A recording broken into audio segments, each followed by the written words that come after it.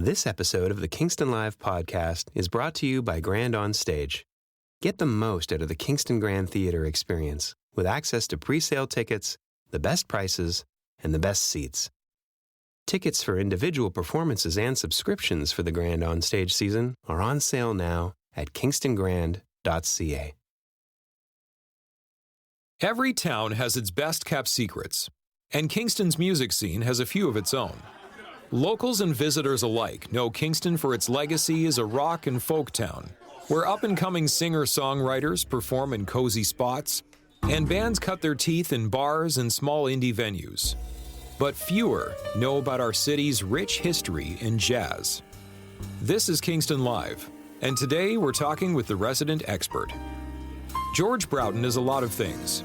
He's a festival organizer, a promoter, but most of all, he's a champion of the music scene and a true patron of the arts. For the last year, he's served as the president of the Kingston Jazz Society, a nonprofit organization dedicated to supporting jazz in town by attracting touring artists and promoting local ones. Peter sits down with George to talk about Kingston's lively jazz history, its dynamic present, and the Jazz Society's plans for the future in this ever-evolving genre of music.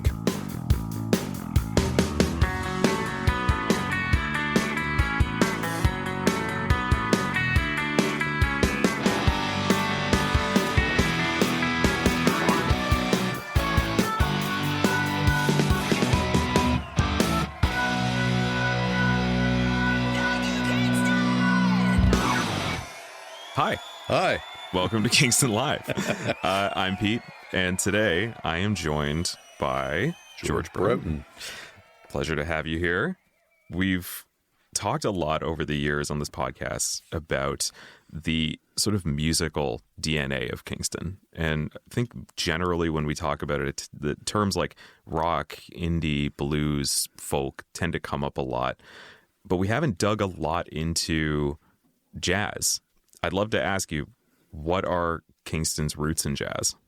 Kingston's roots in jazz, I'm going to steal a little bit from the Kingston website that we have. We basically, the jazz community has had roots in Kingston that date back to World War II. We had a big band era in the 40s. There was a thing called swing with Tommy Dorsey and others, some big bands. Wonderful, wonderful, very energetic, dance-oriented music. And Kingston at that time had the Canadian Forces Vimy Band, and its predecessor was actually the Air Transport Command Band. And this is a world-class military orchestra.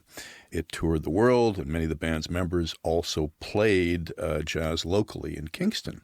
So big band jazz, but also more intimate, smaller ensembles and things like that. They played in Kingston bars and restaurants. And the players sort of blended with the local players. They created many wonderful evenings of spontaneous and improvised jazz that was of very high quality. And the collaborations of this fusion spawned the early days of the Kingston Jazz Society.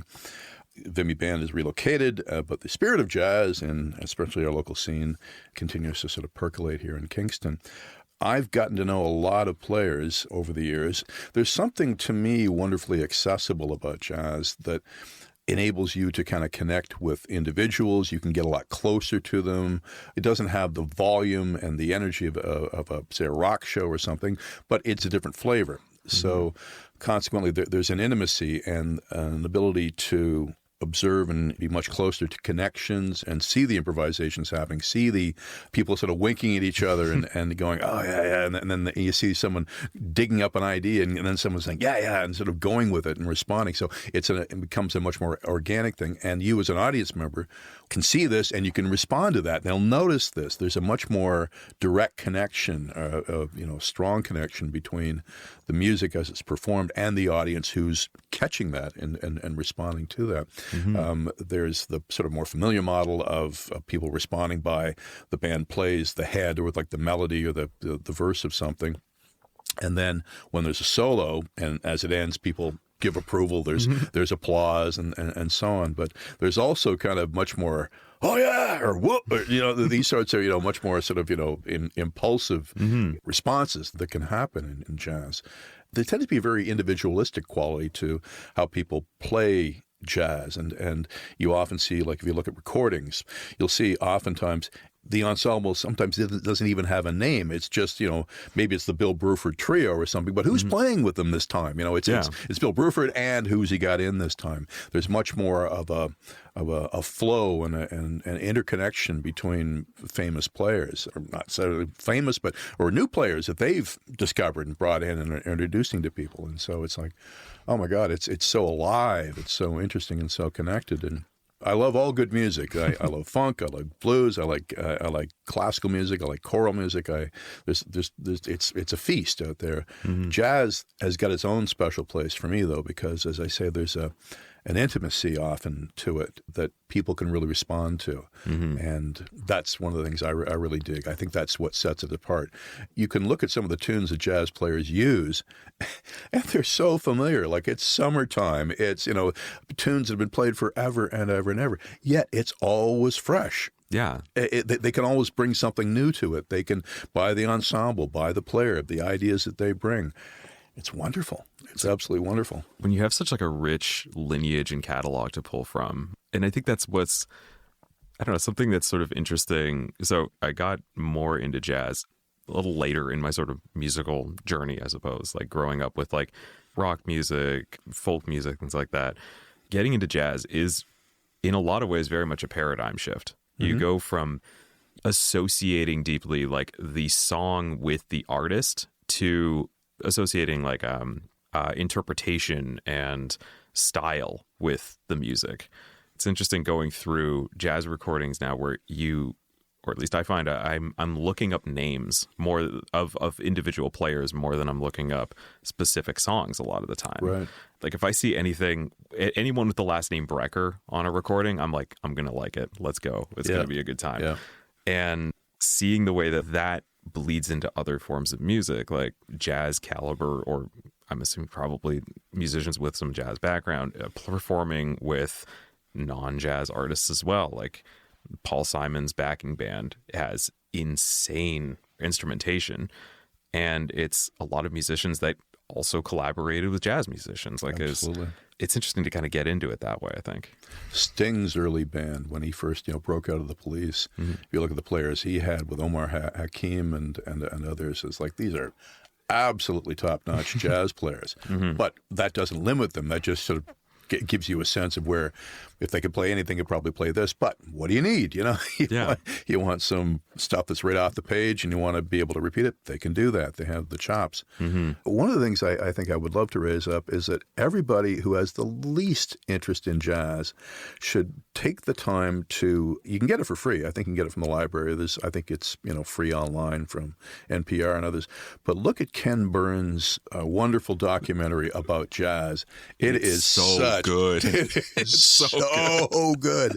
I like to say that, Ken Burns is the premier documentarian of any era, of any nationality. He's amazing. Mm-hmm. If I had all the money in the world and all the time in the world, I couldn't produce what this man does. He has the finest scripts and clips and information and experts to talk with great warmth mm-hmm. about, in the case of jazz, obviously all this lovely music, but you can go back to some of his other things like the American Civil War or baseball. And it's mm-hmm. like, oh, it's just an absolute feast. So I guess the thing with the jazz documentary is that you'll probably know something. You'll probably recognize some of the names, but you'll learn so much. The deepening that will happen to you as you learn more about the lives and the interconnections and how it's woven through, American society. Jazz, to me, is one of the greatest gifts America's ever given the world. Mm-hmm. America's got its issues. It's a huge understatement, but they did nail it with jazz, though. They gave us jazz, and I'm forever grateful for that. It is an amazing series, and one of the things that I was really struck by, so I watched it only maybe 3 years ago or so. For anyone interested, every time Wynton Marsalis is on the screen, amazing things are happening because the way he describes musicianship and weaves it into personality, I think really captures the spirit of the genre in a lot of ways. But getting to see that doc, like you get this sense of sort of the origins, like early jazz, its associations with blues. You get that kind of like Louisiana sound going up further north, you eventually hit like, all these interesting subgenres. You get big band, of course. And bebop and things like that later on in those, yeah. When it hits 1959, the album's coming out of New York in 59, insane. Yeah. Like the activity in that scene, I just think like by the end of it, you hit connections of jazz to a lot of like contemporary, like a lot of other genres. They kind of get into Lauryn Hill and her work and how it's associated with jazz. You get into, I might be misremembering, but I remember like some D'Angelo appearing, all kinds of other genres that are so deeply woven with the sort of DNA of jazz. It's a great doc. I would say the thing that mostly sets it apart, that they reinforce very nicely, is they sort of start with some of the traditional music, the ragtime. Ragtime is very, very, it's energetic and it's got these interesting instrumentations and so on, and it's great fun, but it doesn't have solos. And one of the things that gradually moves, that becomes into jazz, is by having solos, you kind of more highlight and make strong the role of improvisation. And I think that's one of the things that I think oftentimes you can have guitar solos and that's sort of a normal thing, but everybody can improvise when you have jazz. And I think that's, I guess, one of the aspects to it that Marsalis would just talk about, musical conversation and ideas flowing and things like that. That's one of the things that I think jazz really sets it apart. Mm-hmm.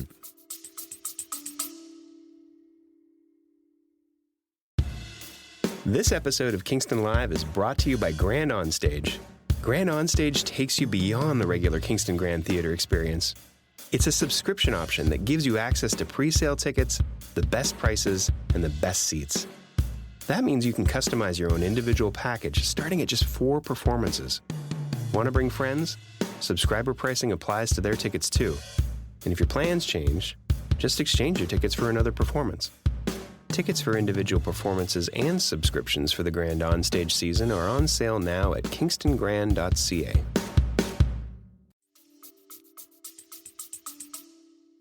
Now, one thing I'd like to come back to briefly is, when we were talking about sort of the history of Kingston's jazz scene, you brought up something interesting, which was the connections to the Vimy Band and connections to RMC.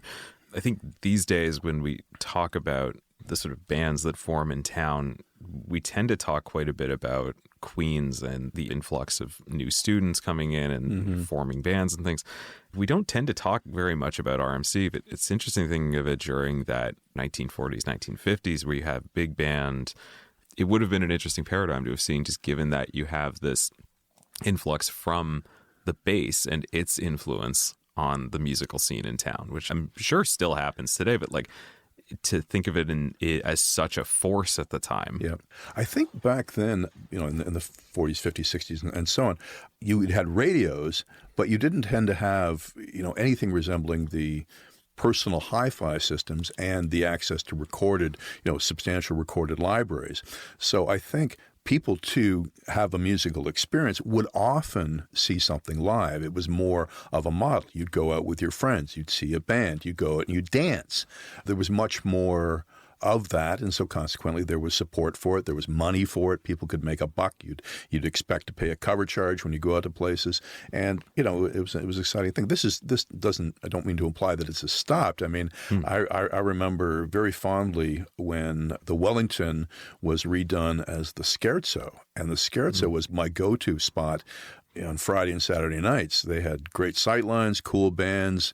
It was a great, great place to go. And yes, you'd have wonderful live music from both local and from out of town as well.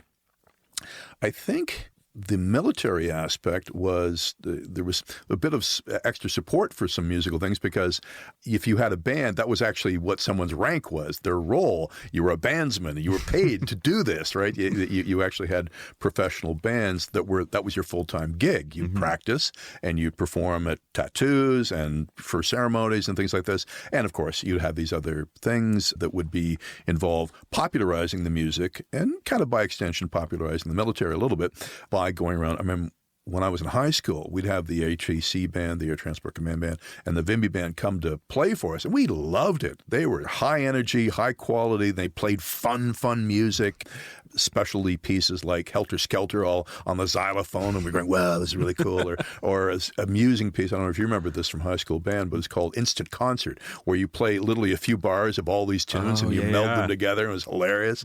That was great stuff. And again, what are you seeing? You're seeing live music, you're seeing performance, you're being brought together and having this positive, happy experience of seeing this. It was just a model that sort of cross-pollinated because there was money for it, and it was a popular model. My good friend Sylvain Gagnon, you should get him on your show sometime. He was the choir director and bandmaster at RMC for many years. He's since retired and gone on to other things. But that was, again, sort of you'd have actual musicians who could play, and if to the extent that they could connect with other people in Kingston or go around and play other places, that was a reservoir of talent, of capability, and so on that was available then. Mm-hmm. One of the things I am very worried about, not just in Kingston but all over, is with the high housing costs and just the costs of living, that young people who are having lots of financial challenges won't have time to even consider making music or even considering music as a career. Kingston's a very expensive city. How can people who are going to have just sort of regular, their main hustle is to work in retail or work in hospitality, and they want to do this other thing, which is to make music. And if you want to encourage that, you want to say, hey, we got to find a way for this to actually succeed so people can be career musicians. Mm-hmm. How do you do that? And I don't have an answer, but I do know that it matters to me. I want more music. I want more live venues. I want more capability. I want more interest. And this is something you just have to keep building. There's this great photo of a band, like a junior band from public school, and then above it has a picture of an orchestra, and it says, if you want this, arrow hand pointing to the orchestra, you have to have this, pointing to the junior band. And you go, yeah, that's so obvious. Where do people start? They start young. You have to learn. You don't pop out amazing talented musicians overnight. That's ridiculous. You're a musician. You get better. You practice. You learn. You play with other people. You get ideas and so on. But the actual technique of learning your instrument and perhaps other instruments, vocalists who can play guitar blow my mind. It's an ongoing process. No. You have to have support for that. Well, and it's interesting to talk about it in terms of financial flexibility. One thing that I've talked about with a number of people at this point is also the impact of space on music. When we think of rock bands, for example, where the association of rock bands with garages, it's you need a space to be able to experiment, to be loud, to potentially be annoying. I think that applies across the board with basically all instruments that don't involve headphones. And if you don't have the physical space to accommodate that, how does that music continue? Exactly. Not everyone has access to a garage.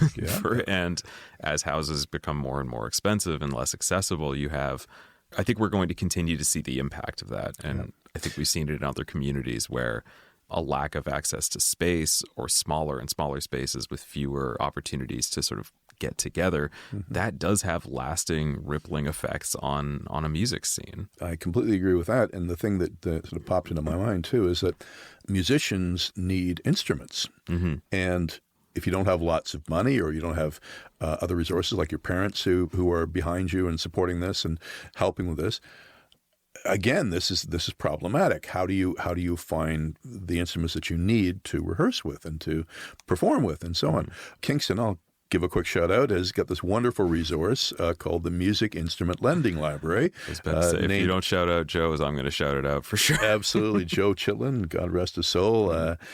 In his name, there's an endowment and a continuing resource of Joe's Mill, a Music Instrument Lending Library. And that's a tremendous resource for enabling people who are either because they can't afford it or else just they're trying it out. They want to try a new instrument, or they want to, they're finding their way.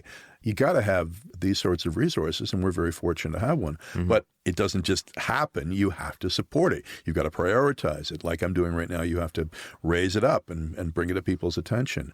And I think especially when it comes to jazz, where a lot of the kind of key instruments associated with the genre are not cheap instruments. If you wanted to get into guitar, it's not that hard to come by a pretty cheap guitar. Right.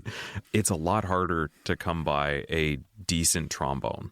Oh, yes. And then the sort of upkeep, it's a lot of work and it's a lot of expense to just get into it.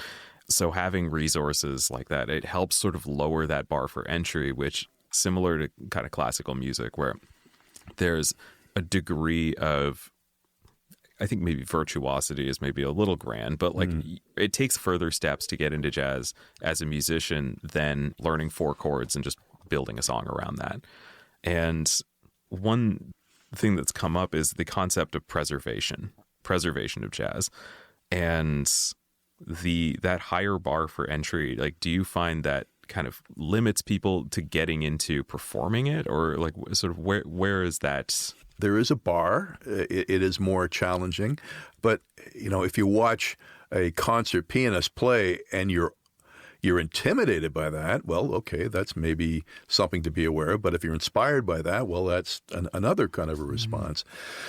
So, and honestly, there's legions, Broadway, has like kind of an ongoing backstory of some kid who saw something and didn't have a hope, but by God, they had a dream, and away they went with it. And of course, this being a happy story, they have a success and they go on to bigger things and get recognition. But you still have to try. Just because the percentage is low doesn't mean that you won't succeed, but you certainly won't succeed unless you try. Yeah. So, and you won't try unless you are exposed to the music. Exactly. I mean, if you're drawn to it, you mentioned you play guitar. I think one of the fortunate things about playing guitar, as opposed to saying playing piano, is that it's a little more convenient to play guitar and collaborate with people, because you can pick up your guitar and you can go to somebody's house, basement, backyard, wherever, living room, and you can connect. You can jam. You can play it around a campfire and these sorts of things. So there's an aspect to us as humans about connecting with one another and telling stories. And music, I think most people would agree, is a very universal element that people respond to. Even if you don't understand the words, even if it's new music to you, people will respond to it. Children, babies will respond to music. So there's something kind of universal about the ways in which we will be drawn to these things. I don't have an answer in terms of how do we make it easier to do it, or like in terms of how do we provide the facilities, the tools, the training, the professors and the teachers and stuff like that.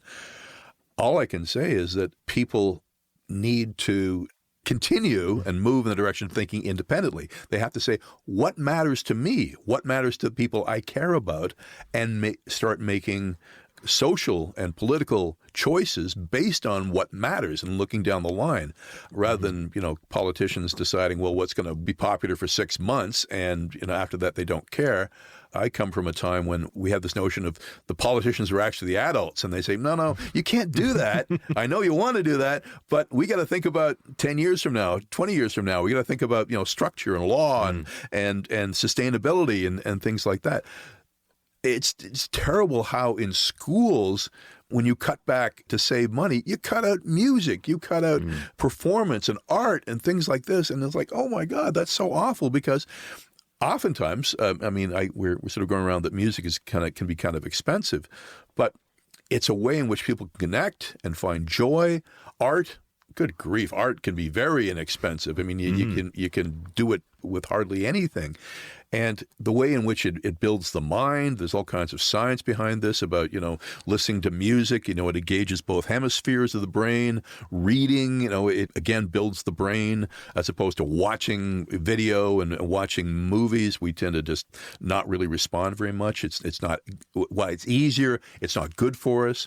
We should be, getting into doing harder things. This episode of Kingston Live is brought to you by Grand Onstage. Grand Onstage takes you beyond the regular Kingston Grand Theater experience. It's a subscription option that gives you access to pre-sale tickets, the best prices, and the best seats.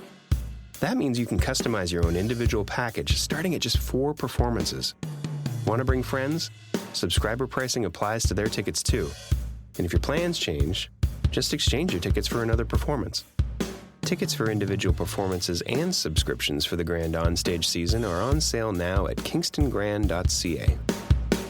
It's interesting because we sort of touched on the sort of politics of, establishing music, of continuing music education.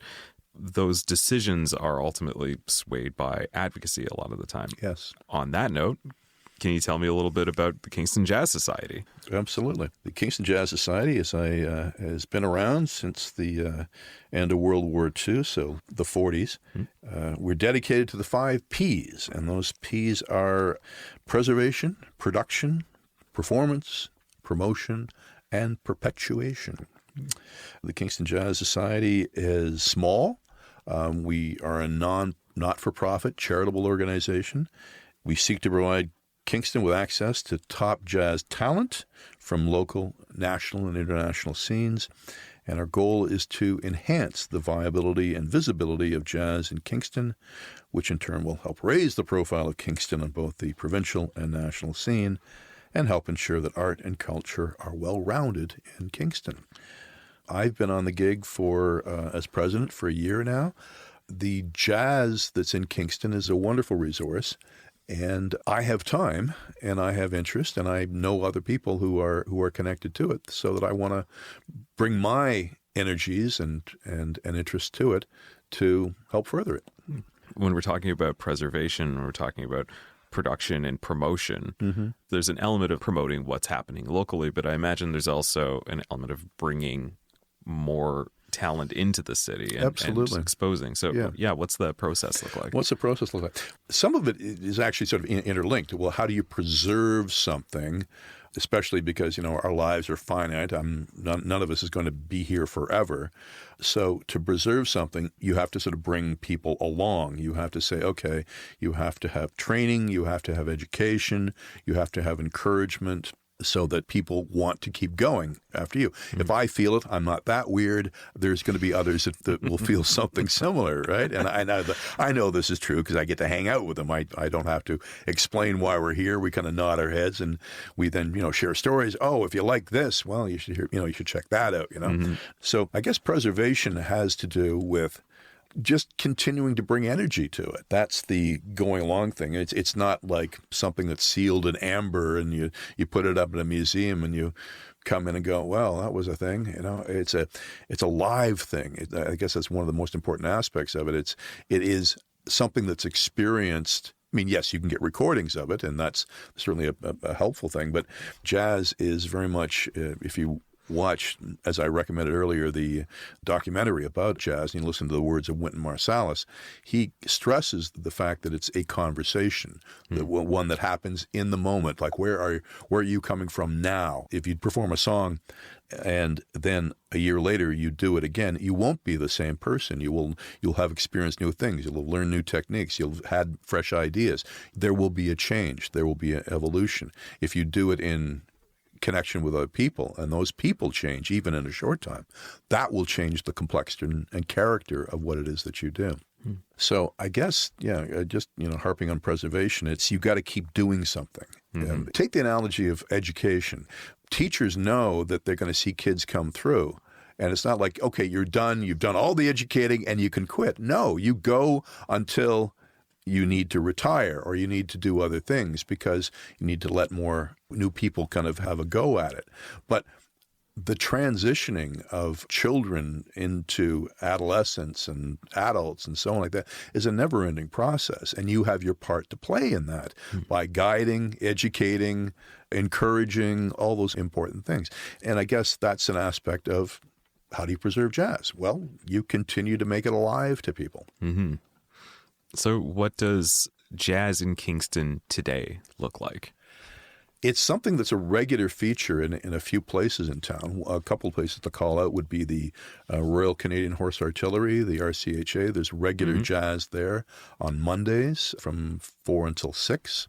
There is at Musiki on Brock Street, there is the Morning Doves. It's a jazz ensemble, and they encourage a jam in the later part of the evening on Monday nights at Musiki.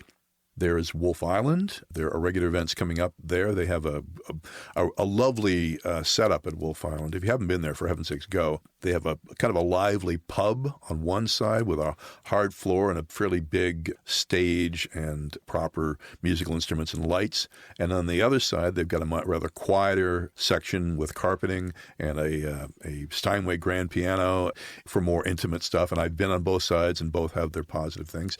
Jazz is going to be happening there. If you'd like, I can actually name out and call out some things, but it's certainly a destination to keep in mind. Kingston Jazz Society often puts on events that are more kind of episodal, so that they would be at things like at the Kingston Public Library, the one in front with the Kingston Frontenac Public Library, which is on Johnson Street. It boasts, to my mind, the most incredible piano in the city. It's an August Förster full concert grand piano. It was donated 30 years ago by Valerie Lloyd Watts, and it's amazing. It's absolutely amazing. If you haven't laid your hands on this thing, you don't know what a piano sounds like. It's absolutely extraordinary. It's a tremendous resource. We've had jazz societies as mounted concerts there for years and years now. It's a pretty regular thing. We've had Chantel Thompson. We've had a variety of different performers. People have even done recordings there. I've done some. Oscar Evans has done recordings there. It's a wonderful resource. There's Chalmers Church on a three-cornered block of Barry, Earl, and Clergy Street, just a block up from the Queen's Grad Club. There's a back rehearsal area, another Steinway baby grand piano, another lovely spot to see music. We've also mounted concerts with Paul Morrison and Paul Clifford, and a bunch of other sort of local players like Dave Barton and so on have put on shows at a very neat spot called St. Mark's Lutheran Church. It's on Victoria Street at Johnson. If you think of a church, it's definitely a church, but it's very comfortable. Instead of having pews, they have like sort of soft couches. And it's got a beautiful Yamaha baby grand piano. It's got a proper setup for sound presentation and stuff. It's really, really a cool space. So there's multiple spots that people can go. There's, of course, the Spire. The Sydenham Street United Church, a.k.a. the Spire, lovely space there. They've just recently completed putting in cushions on the pews, so it's even more comfortable. Much more comfortable than it used to be. When I was a child, I remember going to see Messiah at St. Mary's, and that's like crowding 3 hours, and on an uncushioned seat, wow, was that uncomfortable. It's like, are they done yet? Are they done yet? It was really quite something. It's interesting that a lot of the venues that you've mentioned, firstly, there are a lot of these smaller, more intimate venues, and I think the other thing that stands out to me is that a lot of these are connected by the presence of particular instruments. I think when we think of bars, like smaller kind of pub type venues, it's more a sort of blank slate, bring your gear and make some noise, where in a lot of the places that you mentioned, it's almost assembled around a great piano, or it's assembled around like a great sound to the room, like in the case of the Spire. And I think that's honestly what I would imagine would make it interesting to kind of get into finding jazz in Kingston, is you're welcomed into very different spaces than the ones that you might be used to if you're more used to like the kind of folk scene in town, or you're more into the rock scene in town. Yes, this sort of element of the genre and its connection to the community. Yeah, and these tend to be rooms, certainly the ones that are much more built for encouraging attention to performance, whereas a pub or a space like that, you can pay attention, but if the band's amplified, they don't really need to be as concerned with if you're going to chit-chat to each other. They can sort of blast over top of that with the so whereas if you have a concert going on and people start to murmur a bit, and you'll get people looking around going, can you not do that? Because there's a positivity or a value placed on the performance that you might not see. That there's a priority, okay, we're here to see this, as opposed to we're here to hang out and, oh, by the way, something's going on, or something. You may dig it, you may not, but it's like an intentionality almost. Yeah, that's a good word, intentional. Yeah. We've talked about places to see music in town. We've talked about the history in town. I have to ask you now about ZAMFIR. Okay. Please tell me about ZAMFIR. Okay. ZAMFIR is something which it turns 30 this year. ZAMFIR stands for Zero Attitude Maximum Fun Island Retreat. There we go. I've been wondering. I didn't realize that was an acronym. Oh, yeah. People say, when I had a website for it, I had one of these early GeoCities websites for it. And I had up on the website ZAMFIR, and in brackets beneath it, no, not the pan flute guy. That was my thing. I was inspired to do ZAMFIR because I went to Blue Skies in the early 90s, and I thought to myself, this is really pretty cool because you can be safe on site. You have a performance space, and people are allowed to camp so that you can party down and stay late, and you don't have to worry about, oh dear, people are now going to try to drive.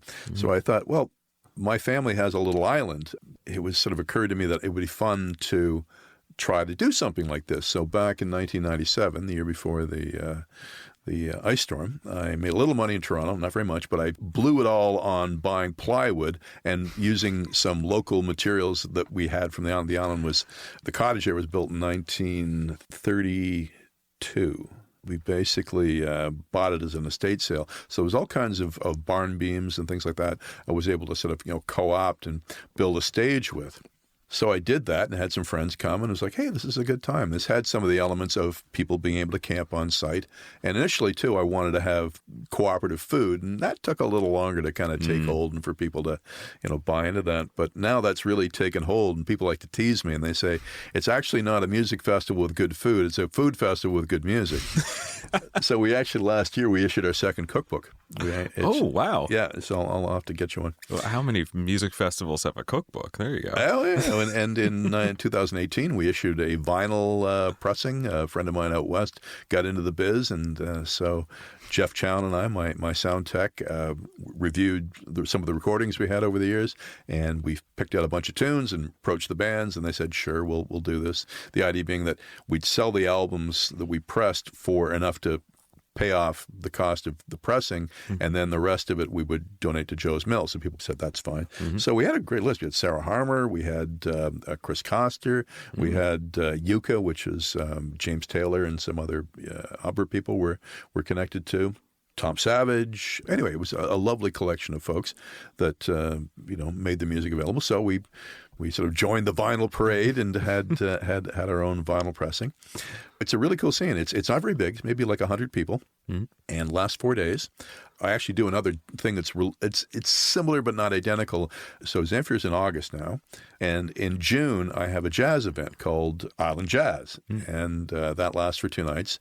And I have bands play inside the cottage, which is rather more intimate, and we pick up the sound from microphones in the ceiling, and we pipe it outside so that people can sit outside. I have bartenders. It's a cool kind of drift around thing, but the band's really cooking, then you can make your way inside and be right on top of them and really connect with it that way. Yeah, so ZAMFIR it's a really good thing. It's basically the best party that I can imagine, and over the years, you just sort of tweak this and improve the outdoor cooking facilities. I was gifted a smoker a couple of years ago. It's good food. And the music is great. Jeff Chown is the finest sound man in the city. And he's also very good, not only good front of house, but also he makes great recordings. We've had wonderful people, both local and folks from Toronto and Ottawa and Montreal come and play with us. And it's a great scene because afterwards, we always shut down at 11 o'clock because, we're on a lake. And then after that, go down to the campfire and hang out. And if you want to stay up till the sun comes up, you just go ahead and do that. You're safe, And because you come to the island on our pontoon boat, you're just far enough away so that you're in a different space. You're all together, and that sort of enhances the sort of the specialness of it, the safety of it, and continues to work out, and it's one of my favorite things to do. It's interesting you mentioned Blue Sky, because that's exactly what sort of came to mind initially, was this like very community-focused event, but kind of taken that extra step where like you're on an island, the food's crazy, yeah. and the music is top-notch. Yeah. You mentioned like the sort of recording element as well. Are these performances being recorded? Like Yes, okay. Absolutely. And I'm very, very proud of them. I'm delighted to have them. Last year, for example, we had a wonderful band from Hamilton, Golden Feather, come and play. Oh, yeah. So they're my new favorite jam band. Mm-hmm. And we've had, you want to talk about improv? Oh, 2 years ago, for my jazz thing, I had a fellow out of Toronto named Michael Louis Johnson, and he's connected to the Lemon Bucket Orchestra. He's a trumpet player with them. This man is the most astonishing storyteller you've ever heard. I mean, you know how on Whose Line Is It Anyway? You have to improv. You have to, here you go with this and do something. Yes, ands, yeah. This guy has a project that I'd heard about, and they came, and mind's blown. They're called Little Rambunctious. So it's a 5-piece band. So it's him, Michael Louis Johnson, as the vocalist, rapper, kind of storyteller guy, and he also plays some trumpet. We had saxophone, sousaphone, and drums. I think that's 5, yeah. And the deal literally with this band is that the song title has to be something that doesn't exist. So you have to call out things like Smoke Gorgonzola. And they go, all right. And they go, and they talk, quickly talk about with each other. And the band starts vamping on something, and he makes up a story, makes up a rap, rhymes things and stuff. And you're going, wow, this is incredible. And you don't know where it's going to go because, as I say, it's improv. He's completely made up. But they did 2 sets of this, and we were like, oh. Anyway, they're coming back next year, or this year, actually, is on my Thursday night. Damn, look out for them. Yeah. Oh, they're absolutely amazing. And then I'm going to have, there's a famous family called the Whiteley family. And one of the individual that I'll raise up right now is Jenny Whiteley. She's a singer-songwriter. She and her husband, Joey Wright, are often performing on Wolf Island. They will perform on the Wednesday night, and they'll be supported in some of the things that they do with Chris Brown, who's one of the owners of the hotel. He's an amazing piano player, keyboard player. He's a record producer. He used to be part of what were they called? The Bourbon Tabernacle Choir was the name of one of his bands.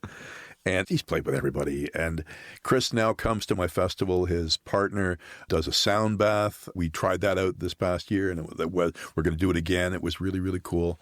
So it enables me to provide something that's special and important to me, and finding others around who dig it. They've got gifts that they can offer of music, of food, of skills and imagination. And some people are wonderful artists. People bring, for the last couple of years, they've brought fishnets. So we have a fishnet Friday. So people have fishnet outfits on. And anyway, it's an opportunity to be a little silly, but also be creative and do what feels right. And we've got great swimming. One of the sad things about Blue Skies, I always thought, was that you'd have to get in a car and drive for about 10 minutes to get to the Mississippi River and then go swimming. And then you'd have to get back in a car and drive back to this place where there's no water.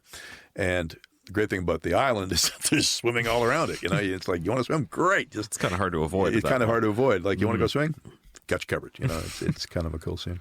And for 30 years, I mean, you must have amassed quite the collection of recordings by this time. Yes, and I'll be happy to share some of them with you, because there's actually, in 2019 I got a local videographer named Celine Klein. She's got a company called Jamstone, and she's going great guns. She does wonderful, wonderful work.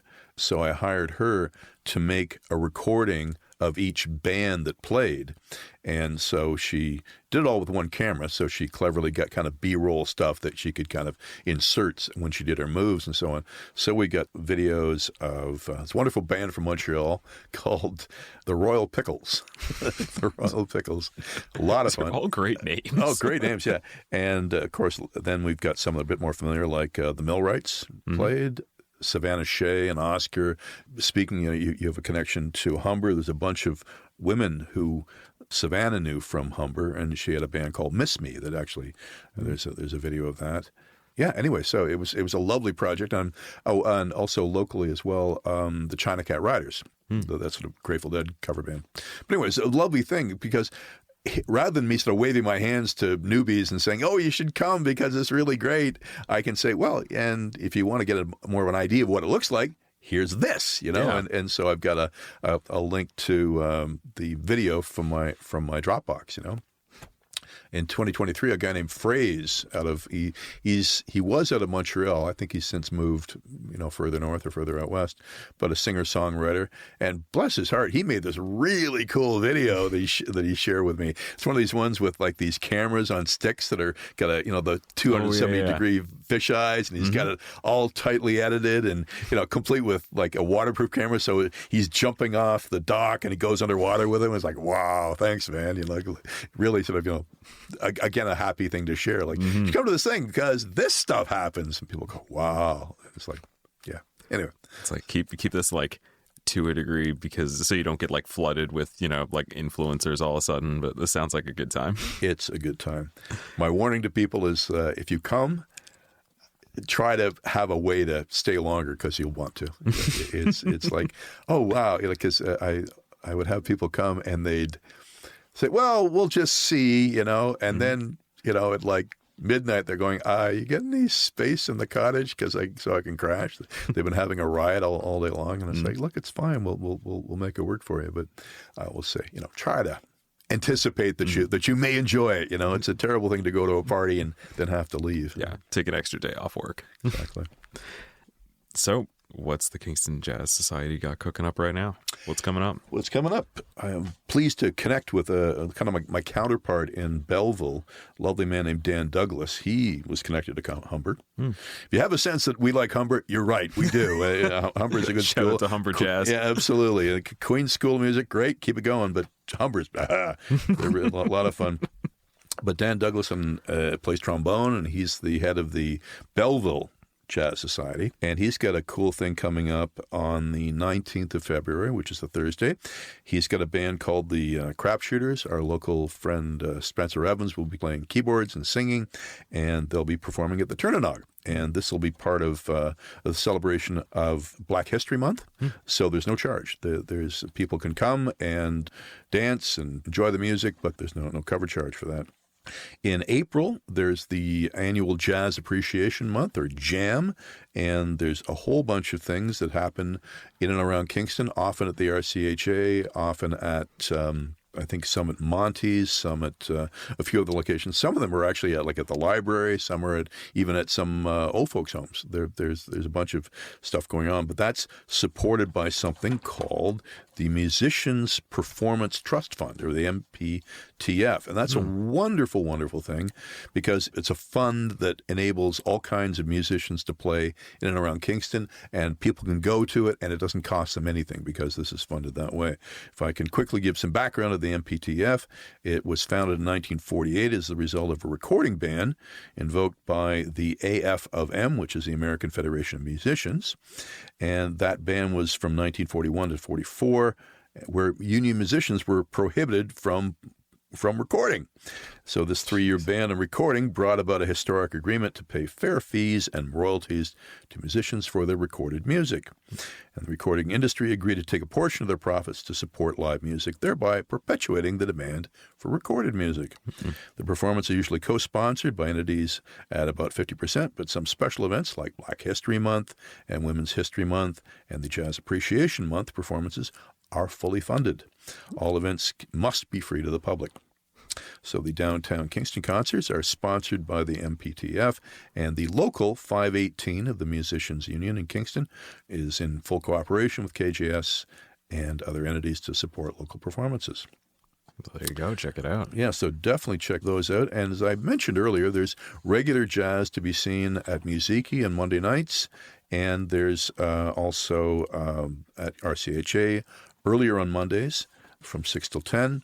And there's a couple things in April. The Inner Harbor Jazz Quintet is going to be doing a special show with a Juno Award-winning saxophonist Allison Ah and the Brooklyn-based Kingston bassist Jared Beckstead-Cran, and they'll join some local musicians to celebrate Jazz Appreciation Month. This will feature also Chantel Thompson and Natalie Cran on vocals, Dave Beckstead on guitar, and Rich Bannard on drums. So those, I think, are the big things I want to do a call out for. Mm-hmm. I want to thank you for this opportunity to chat with you. You're a fascinating person in your own right. I look forward to getting to know you better and seeing some of your stuff. And you'll have to tell me when we're off the air here about some of the stuff that you've got coming out, because I'd love to check it out. I appreciate that. Thank you. And thank you, George, for joining us. It's been a pleasure. Thank you so much. And for listeners, just check out that Ken Burns jazz. It's so good. This has been Kingston Live. If you've enjoyed this podcast, please share it, tell a friend, or subscribe on your platform of choice. For show listings, artist info, and all things Kingston music, check out kingstonlive.ca. Kingston Live was produced in Kingston by Soundwise. Hosted by Peter Sanfilippo. Voiceover and technical production by John Sanfilippo. Executive producer Rob Howard. We'd love to hear from you. Email us at podcast@kingstonlive.ca.